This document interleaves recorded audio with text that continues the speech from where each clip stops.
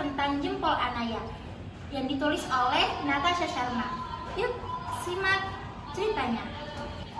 Jempol Anaya. Sesuatu yang paling Anaya sukai di dunia ini adalah jempolnya yang bulat dan gempal itu. Ia mengisapnya di tempat tidur, di kelas, bahkan di ayunan. Anaya mengisap jempolnya setiap saat. Orang tuanya tidak menyukai hal itu. Mereka selalu mencoba menghentikannya. Jempolmu bau. Mereka berkata, Anaya, hentikan, Anaya, jangan. Hari ini, Anaya pergi ke kebun binatang.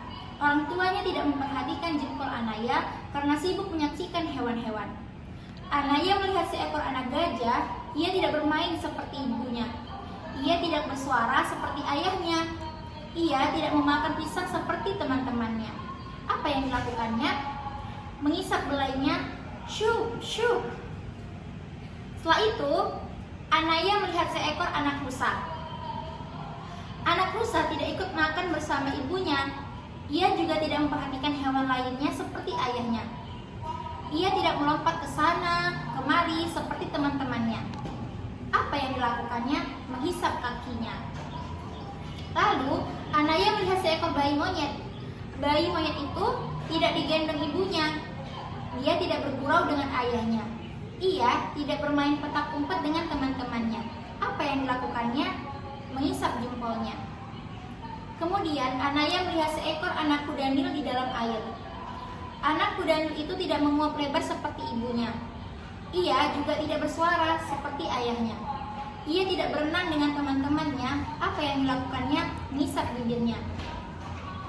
Para harimau menyambut Anaya dengan menggeram. Lihat anak harimau itu, ia tidak mengikuti ibunya tidur. Ia juga tidak mengusir lalat seperti ayahnya. Ia tidak menyelinap di antara teman-temannya. Apa yang dilakukannya? Mengisap buntutnya. Anaya mulai berpikir tentang anak-anak hewan tadi. Mereka hanya diam mengisap dan tidak menikmati kegiatan lain yang seru. Lalu, ia memperhatikan sekitarnya. Seorang anak laki-laki duduk di pundak ayahnya dan melambaikan tangannya. Seorang anak lainnya memegang permen kapas dan kotak minuman. Seorang anak perempuan sedang memotret, seorang bayi sedang bermain dengan kerincingannya. Semua anak sedang bersenang-senang. Anaya memandang ke bawah arah hidungnya dan melihat tangannya menekuk dengan jempolnya di dalam mulut.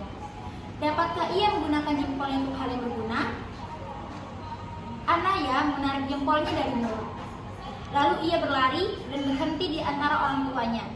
Ia memegang erat tangan mereka, menghitung 1, 2, 3, melompat dan berayun-ayun. Yeay! Selesai. Mengapa Anda memilih cerita tersebut? Jadi alasan aku memilih cerita tentang jempol Anaya karena bahasanya yang sangat mudah dipahami. Sehingga buat anak-anak yang mau membaca cerita tentang jempol Anaya ini, mereka tidak terlalu sulit untuk memahami karena bahasanya yang tidak terlalu rumit. Bagian mana yang paling berkesan menurut kamu? Nah, jadi bagian yang paling berkesan itu pada saat Anaya pergi ke kebun binatang. Di situ Anaya melihat banyaknya anak-anak hewan seperti tadi ada anak gajah, anaknya rusa dan anak hewan lainnya itu sedang melakukan kegiatan yang tidak baik gitu, seperti misalnya ada yang menghisap belainya, menghisap buntutnya gitu.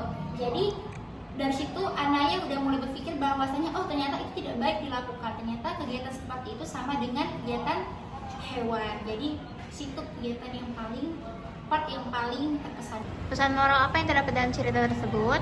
Jadi pesan moral yang bisa kita ambil dari kisah tentang jempol Anaya yaitu bahwasanya kebiasaan buruk itu dapat diubah dengan adanya kemauan, dengan adanya niat dan adanya dukungan dari orang-orang terdekat kita. Jadi jika kita ingin merubah kebiasaan buruk yang ada pada diri kita, mulailah dari niat dan mulailah dari kemauan. Baik, sekian cerita tentang jempol Anaya. Terima kasih buat yang telah mendengarkan dan sampai jumpa. Dadah.